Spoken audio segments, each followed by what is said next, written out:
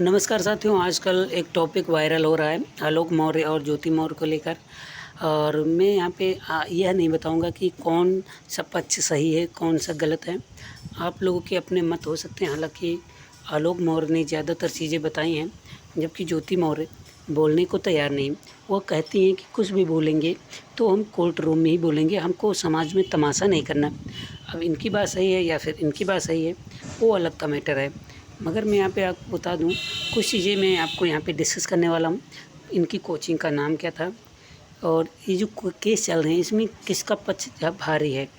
SDM बर्खास्त होंगी क्या या फिर हो गई हैं, जैसे कि वायरल हो रही खबरें। और कुछ लोग कह रहे हैं 136 के आसपास अब महिला अभ्यर्थी हैं, महिलाओं को मतलब कि जो तैयारी करते प्रयागराज में, उनको उनके पतियों ने वापस बुला लिया। ये क्या सही है? ये भी बात बताएंगे हम आपको। और ज्योति मौर्य का इस सब में क्या कहना है, आलोक को क्या नुकसान उठाना पड़ सकता है इन चीज़ों का, वह भी हम आपको बताएंगे। सबसे पहले जो वायरल 2 चीज़ें आ रही हैं, वो आ रही हैं कि एसडीएम बर्खास्त हो गई हैं या हो जाएंगी। और दूसरी बात आ रही है कि 136 महिलाओं को उनके पतियों ने तैयारी से वापस बुला लिया। तो ये चीज़ें दोनों फेक हैं। मैं आपको क्लियर कर दूं, जब तक कोई भ्रष्टाचार या फिर अनुशासनहीनता का आरोप नहीं लगता, तब तक आपको कोई बर्खास्त नहीं कर सकता। कोई भी आप बहुत ही गलत चीज़ कर देते हैं, वो भी गवर्नमेंट को लेकर। अपने निजी परिवार में आपके किसी से नहीं बनती, वो अलग का मैटर है, ठीक है।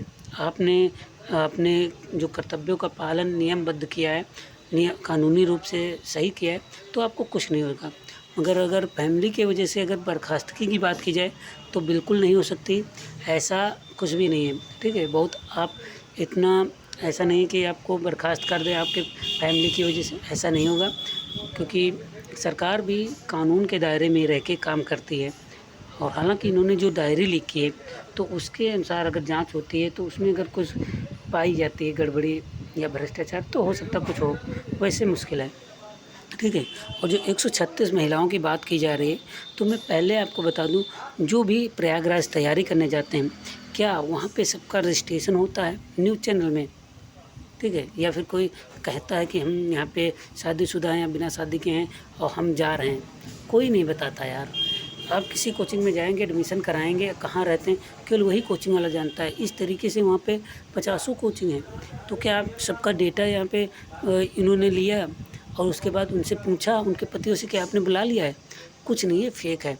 ये दोनों खबरें फेक हैं और आप इन खबरों से दूर रहें।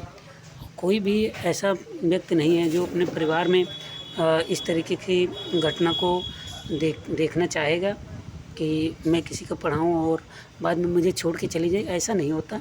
आपने देखा टीना डाबी भी अपने आईएएस हस्बैंड को छोड़ के दोबारा सीनियर आईएएस से शादी की। तो ये नहीं कहा जा सकता कि आप सफाई कर्मी इसलिए इन्होंने छोड़ा, ऐसा नहीं है। कुछ निजी मामला इनका रहा होगा, उस पे आप लोग अगर डीपली जाएंगे तो हो सकता पता चले। मगर एक ही पक्ष को सुन के आप एक पक्ष की बुराई करते हैं, एक पक्ष की बड़ाई, तो मुझे नहीं लगता ये सही है। आपको दोनों पक्ष जानने चाहिए, उसके बाद ही नतीजे पे आना चाहिए।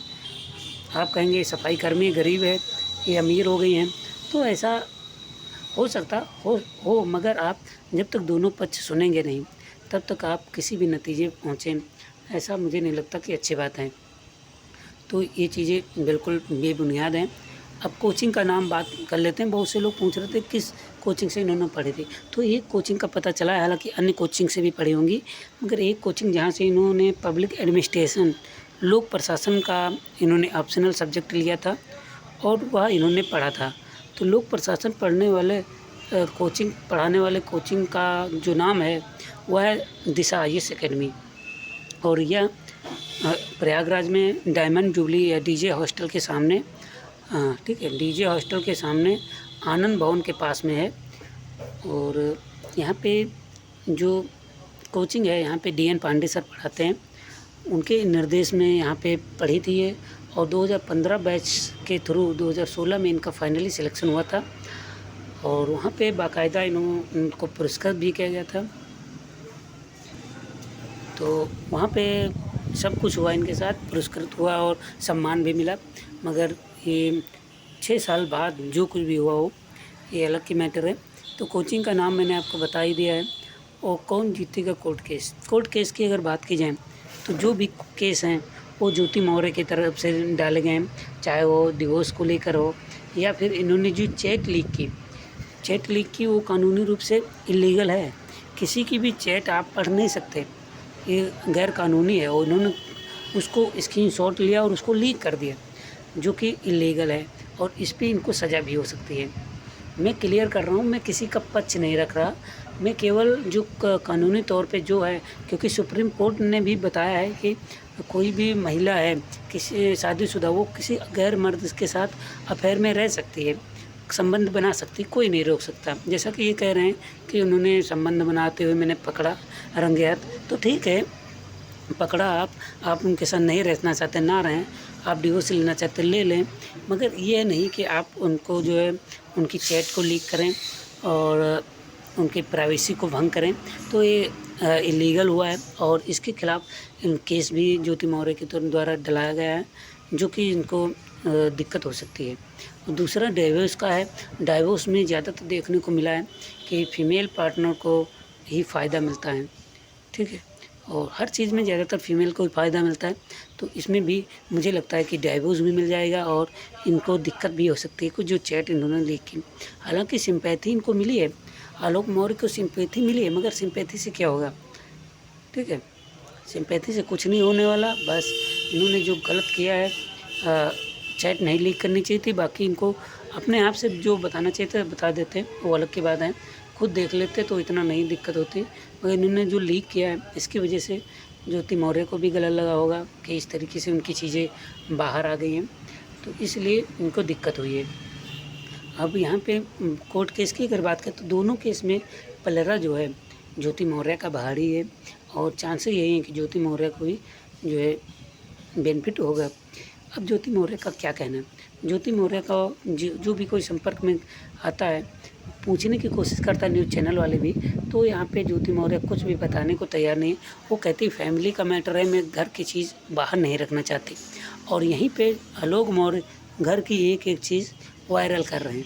अब यहाँ पे समझने वाली बात है, क्या ज्योति मौर्य घर की इज्जत बचाना चाहते हैं या फिर आलोक मौर्य घर की इज्जत को बचाना चाहते हैं।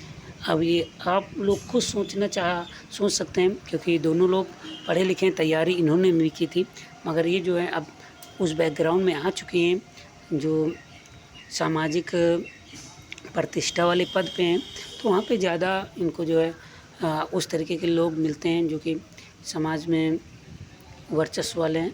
तो यहाँ पे इनकी बोलचाल भाषा में बदलाव ज़रूर हुआ है 5-6 सालों में, जबकि इनका जो है बैकग्राउंड वही रहा है।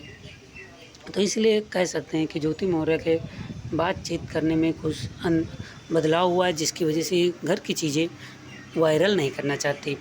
और ज्योति मौर्य का कुछ भी नहीं कहना, वो जो कुछ कहेंगी कोर्ट में कहेंगी, ऐसा उन्होंने कहा है। तो आलोक मौर्य पे ये चीज़ें भारी पड़ सकती हैं जो इन्होंने किया है, और कोर्ट में न्यूज़ की बातें नहीं मानी जाती, ध्यान रखिएगा।